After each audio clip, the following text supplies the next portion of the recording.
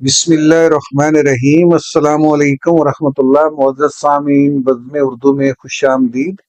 پیش خدمت ہے سید امتیاز علی تاج کا مزاحیہ مضمون چچا چھکن نے سب کے لیے کیلے خریدے۔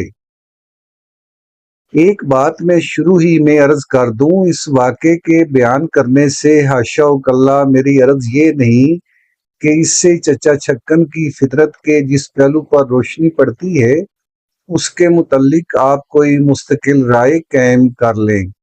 سچ تو یہ ہے کہ چچا چھکن کا اس نوع کا واقعہ مجھے صرف یہی ایک معلوم ہے، نہ اس سے پہلے کوئی ایسا واقعہ میری نظر سے گزرا اور نہ بعد میں، بلکہ ایمان کی پوچھیے تو اس کے برعکس واقعات بہت کثرت سے میرے دیکھنے میں آ چکے ہیں۔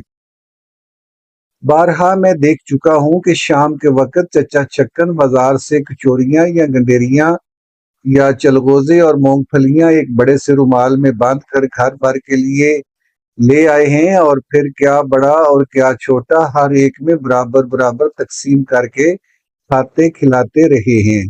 پر اس روز اللہ جانے کیا بات ہوئی کہ اگر اسی کی تفصیل تو مجھے بیان کرنی ہے۔ اس روز سپہر کے وقت اتفاق سے چچا چھکن اور بندو کے سوا کوئی گھر پر موجود نہ تھا۔ میر منشی صاحب کی بیوی کو پرسود کا بخار آ رہا تھا۔ چچی دوپہر کے کھانے سے فراغت پا کر ان کے ہاں عیادت کے لیے چلی گئی تھیں۔ بنوں کو گھر چھوڑے جا رہی تھیں کہ چچا نے فرمایا، عیادت کو جا رہی ہو تو شام سے پہلے بھلا کیا لوٹنا ہوگا، بچی پیچھے گھبرائے گی، ساتھ لے جاتی، وہاں بچوں میں کھیل کر بیلی رہے گی۔ چچی بڑبڑاتی ہوئی بنوں کو ساتھ لے گئیں۔ امامی چچی کو میر منشی صاحب کے گھر تک پہنچانے جا رہا تھا، مگر بنوں ساتھ کر دی گئی تو بچی کے خیال سے اسے بھی وہیں ٹھہرانا پڑا۔ للو کے مدرسے کا ڈی اے ای اسکول سے کرکٹ کا میچ تھا، وہ صبح سے ادھر گیا ہوا تھا۔ مودے کی رائے میں للو اپنی ٹیم کا بہترین کھلاڑی ہے۔ اپنی اس رائے کی بدولت اسے کرکٹ کے اکثر میچوں کا تماشائی بننے کا موقع مل جاتا ہے۔ چنانچہ حسب معمول آج بھی وہ للو کی اردل میں تھا۔ 2 بجے سے سینما کی میٹنی شو تھی۔ ودو چچا سے اجازت لے کر تماشا دیکھنے جا رہا تھا۔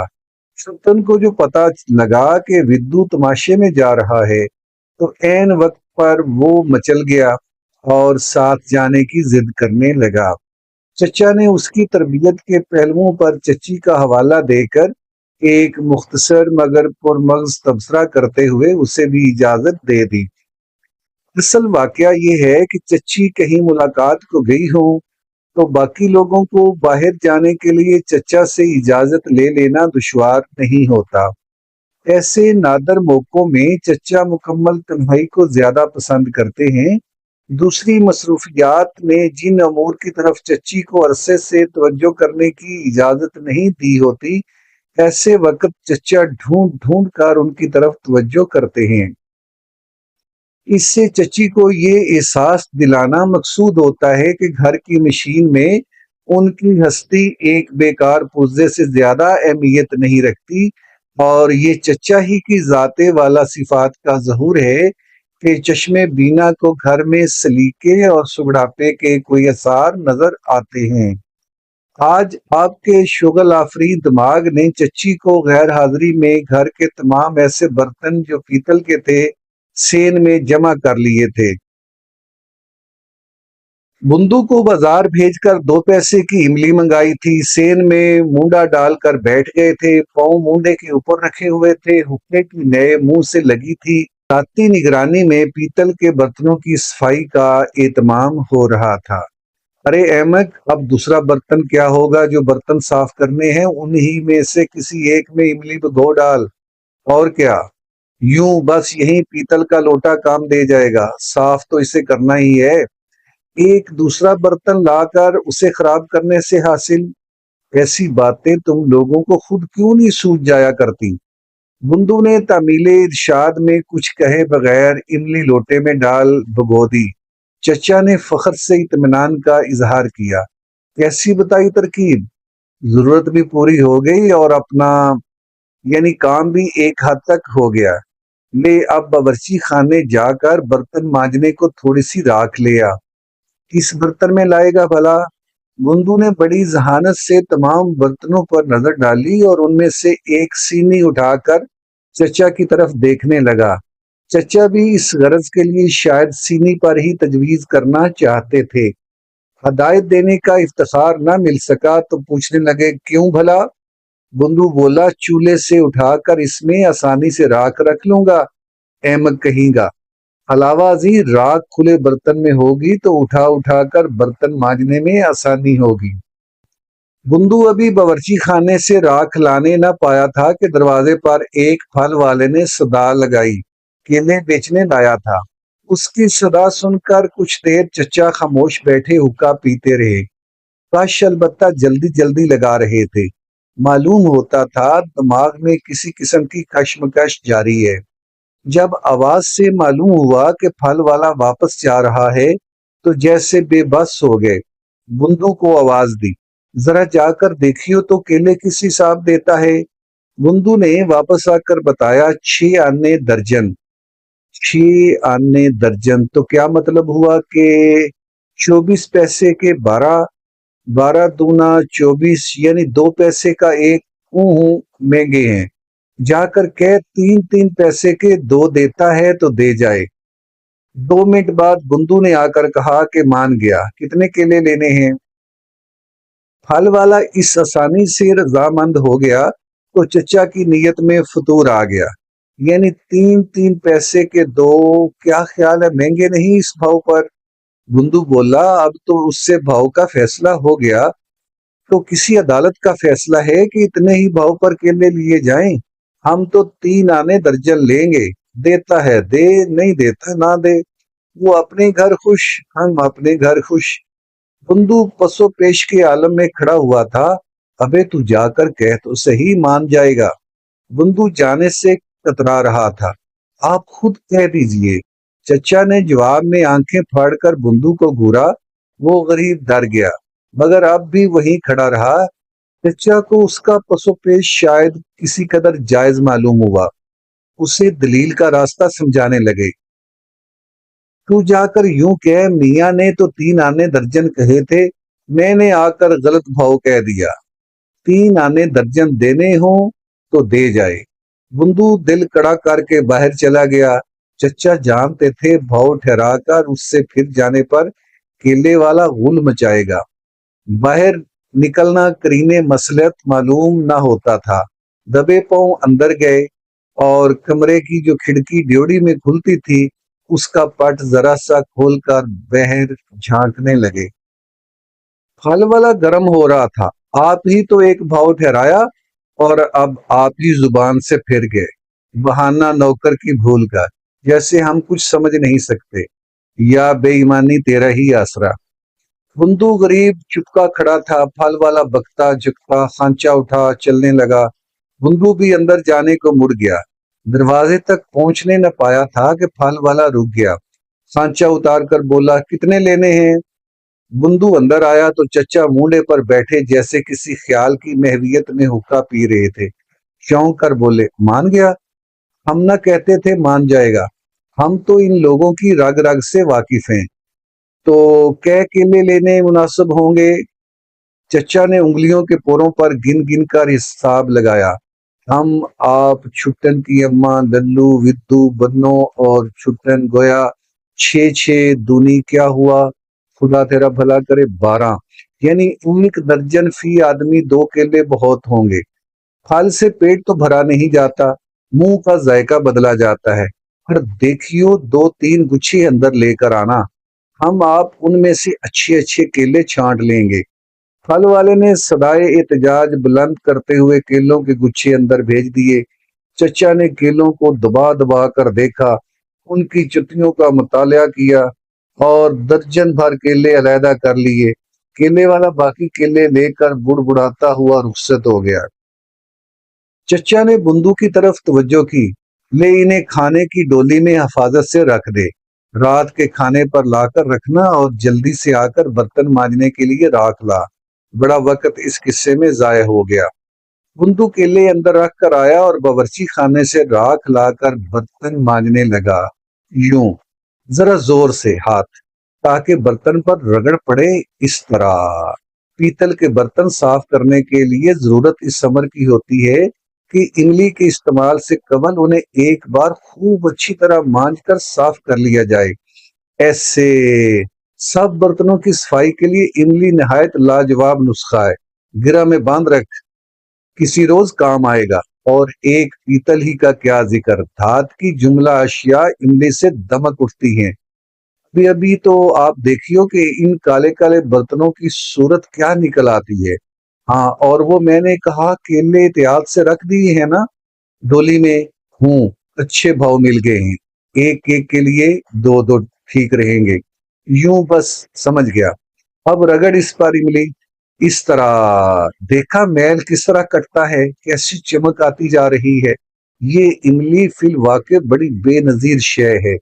मगर मैंने कहा बंधु मेरा भाई जरा उठियो तो, उन केलों में से दो जो हमारे हिस्से के हैं हमें ला दीजियो, हम अभी खाए लेते हैं, बाकी लोग जब आएंगे अपना हिस्सा खाते रहेंगे। बुंदू ने उठकर दो केले चचा को ला दिए।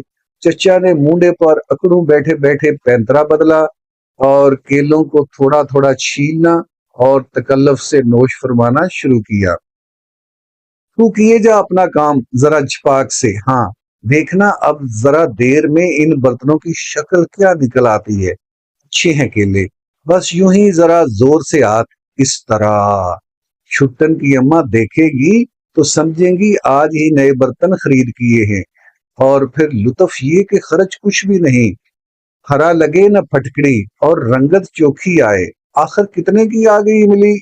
ना ना खुद ही कहो, कितने की आई इमली? 2 पैसे की ना, तू आप खरीद कर लाया था। और फिर जो कुछ किया तूने अपने हाथ से किया है।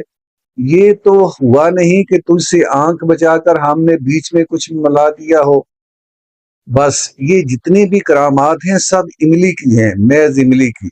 और वो मैंने कहा अब कह खेलने बाकी रह गए हैं? 10 हूँ। खूब शय है ना इमली, 1 टके के खर्च में चीजों की काया पलट हो जाती है। मगर बुंदू उन 10 किलो का हिसाब अब बैठेगा किस तरह? यानी हम शरीक ना हो जब तो हर एक को दो दो केले मिल रहे हैं, लेकिन हमारी शिरकत के बगैर शायद दूसरों का जी भी खाने को ना चाहे। क्यों? छुटन की अम्मा तो हमारे बगैर नजर उठाकर भी ना देखना चाहेंगी। तूने खुद देखा होगा कई बार ऐसा हो चुका है। और बच्चों में भी दूसरे हजार ऐब हों, पर इतनी खूबी जरूर है कि नदीदे और खुद गरज नहीं है। सब ने मिलकर शरीक होने के लिए हमसे इसरार शुरू कर दिया तो बड़ी दिक्कत होगी। बराबर बराबर तकसीम करने को केले काटने पड़ेंगे। और केले की बसात ही क्या होती है, काटने में सबकी मट्टी पलीद होगी। क्या केले बताए थे तूने? 10। 10 केले और 6 आदमी, टीढ़ी बात है। मगर हम कहते हैं मसलन फी आदमी एक एक का हिसाब रख दिया जाए तो दो दो ना सही एक ही हो, मिलकर खाएं तो सब हंसी खुशी मिलजुल कर, ठीक है ना? गोया 6 रख छोड़ने जरूरी हैं। तो इस सूरत में क्या कहने जरूरत से ज्यादा हुए? 4 ना, तो मेरे ख्याल में वो चारों जायद केले ले आ। बाकी के 6 तो अपना ठीक हिसाब के मुताबिक तकसीम हो जाएंगे। बुंदू उठकर 4 केले ले आया। चचा ने इत्मीनान से उन्हें बारी बारी नोश फरमाना शुरू कर दिया। हाँ, तू तो कायल भी हुआ इमली की करामात का। बेशुमार फवाइद की शय है, मगर क्या कीजिए, इस जमाने में देश की चीजों की तरफ कोई तवज्जो नहीं करता। यही इमली अगर वलायत से डब्बों में बंद होकर आती तो जनाब लोग इस पर टूट कर गिरते। हर घर में इसका एक डब्बा मौजूद रहता, मगर चूंकि पंसारी की दुकान से दस्तयाब हो जाती है कोई खातर में नहीं लाता। और फिर एक बर्तनों की सफाई का क्या जिक्र है, इसके और भी तो बतेरे फवायद हैं। यानी दौराने सर की शिकायत के लिए इससे बेहतर शय सुनने में नहीं आई। और फिर ये भी नहीं कि कड़वी कसीली हो या बदमजा बदबूदार हो। शरबत बनाइए खट्टा मीठा, ऐसा लजीज होता है कि क्या कहिए। केले भी तो नहायत ही लजीज हैं। ज्यादा ना ले लिए तूने। इमली का शरबत तो शायद तूने भी पिया हो, क्या खुश जायका होता है। गर्मियों में तो नेमत है। اور پھر لطف یہ کہ مفید بھی بے حد، ہم خرما ہو ہم ثواب۔ انطلاع کو یہ روکتا ہے، انطلاع نہیں جانتا، ارے احمد متلی کی شکایت۔ اس کے علاوہ سفرا کے لیے بھی یہ مفید ہے، سفرا بھی ایک چیز ہوتی ہے، پھر کبھی سمجھائیں گے۔ تو وہ کیلے تو اب 6 ہی باقی رہ گئے ہیں نا؟ کچھ نہیں، بس ٹھیک ہے، سب کے حصے میں ایک ایک آ جائے گا، ہمیں ہمارے حصے کا مل جائے گا، دوسروں کو اپنے اپنے حصے کا۔ کاٹ چھانٹ کا جھگڑا تو ختم ہوا، اپنے اپنے حصے کا کیلا لیں اور جو جی چاہے کریں، جی چاہے آج کھائیں، آج جی نہ چاہے تو کل کھا لیں، اور کیا۔ ہونا بھی یوں ہی چاہیے، رغبت کے بغیر کوئی چیز کھائی جائے تو جزوے بدن نہیں بننے پاتی، یعنی عکارت چلی جاتی ہے۔ کوئی چیز آدمی کھائے اسی وقت جب اس کے کھانے کو جی چاہے۔ چھٹن کی اماں کی ہمیشہ یہی کیفیت ہے، جی چاہے تو چیز کھاتی ہے، نہ چاہے تو کبھی ہاتھ نہیں لگاتی۔ ہمارا اپنا یہی حال ہے، یہ متفرق چیزیں کھانے کو کبھی کبھاری جی چاہتا ہے، ہونا بھی ایسا ہی چاہیے۔ اب یہی کیلے ہیں، 20ویں مرتبہ دکانوں پر رکھے دیکھے، کبھی رغبت نہ ہوئی، آج جی چاہ تو کھانے بیٹھ گئے۔ اب پھر نہ جانے شام کو جب سب آئیں رغبت رہے یا نہ رہے، یقین سے کیا کہا جا سکتا ہے، دل ہی تو ہے، ممکن ہے اس وقت کیلے کے نام سے طبیعت نفور ہو، تو ایسی صورت میں ہم جانیں، ہم تو بقیہ 6 کیلوں میں سے اپنے حصے کا ایک کیلا بھی کھا لیتے ہیں، کیوں؟ اور کیا، اپنی اپنی طبیعت ہے، اپنی اپنی بھوک، جب جس کا جی چاہے کھائے، اس میں تکلف کیا؟ ایسے معاملوں میں تو بے تکلفی ہی اچھی۔ اے ذوق تکلف میں ہے تکلیف سراسر، آرام سے وہ ہے جو تکلف نہیں کرتے۔ تو ذرا اٹھیو میرا بھائی، بس میرے ہی حصے کا کیلا لانا، باقی کے سب وہیں احتیاط سے رکھے رہیں۔ حسب الارشاد بندو نے کیلا چچا کو دلا دیا، چچا چھیل کر نوش فرمانے لگے۔ دیکھا کیا صورت نکل آئی برتنوں کی، سبحان اللہ، یہ املی کا نسخہ مؤثر ہی ایسا ہے۔ اب انہیں دیکھ کر کوئی کہہ سکتا ہے کہ پرانے برتن ہیں؟ جو دیکھے گا یہی سمجھے گا، ابھی ابھی بازار سے منگوا کر رکھے ہیں۔ دوسروں کا کیا ذکر، ہماری غیر حاضری میں یوں صاف کیے گئے ہوتے تو واپس آ کر ہم خود نہ پہچان سکتے۔ چھٹن کی اماں بھی دیکھیں گی تو ایک بار تو ضرور چونک پڑیں گی۔ تو اس سے پوچھیں تو کہہ دیجیے میاں ساری دوپہر بیٹھ کر صاف کراتے رہے ہیں، پر ایک بات املی کا ذکر نہ آنے پائے۔ ہاں، ایسی بات بتا دو تو کام کی وقت کھو جاتی ہے، سمجھ لیا نا؟ بس اب یہ املی کی بات آگے نہ نکلے۔ جو پوچھے یہی کہیو میاں نے ایک نسخہ بنا کر اس سے صاف کرائے ہیں، بچوں سے بھی ذکر نہ کیجیو ورنہ نکل جائے گی بات۔ کب تک آئیں گے بچے؟ للو کا میچ تو شاید شام سے پہلے ختم نہ ہو، اس کے کھانے چائے کا انتظام ٹیم والوں ہی نے کر دیا ہوگا، ورنہ خالی پیٹ کرکٹ کس سے کھیلا جاتا ہے؟ کوئی انتظام نہ ہوتا تو مودے کو بھیج کر کھانا منگوا سکتا تھا۔ خوب تار لقمے اڑائے ہوں گے آج، میوے مٹھائی سے ٹھسا ٹھس پیٹ بھر لیا ہوگا۔ چلو کیا مذائقہ ہے، یہی عمر کھانے پینے کی ہے، اور پھر گھر کے دوسرے لوگ نعمتیں کھائیں تو وہ غریب کیوں پیچھے رہے؟ ودو اور چھٹن تو ٹکٹ کے دام کے ساتھ کھانے پینے کے لیے بھی پیسے لے کر گئے ہیں، اور کیا، وہیں کسی دکان پر میوہ مٹھائی اڑا رہے ہوں گے۔ خدا خیر کرے سکیل چیزیں کھا کھا کر بدہضمی نہ کر لائیں۔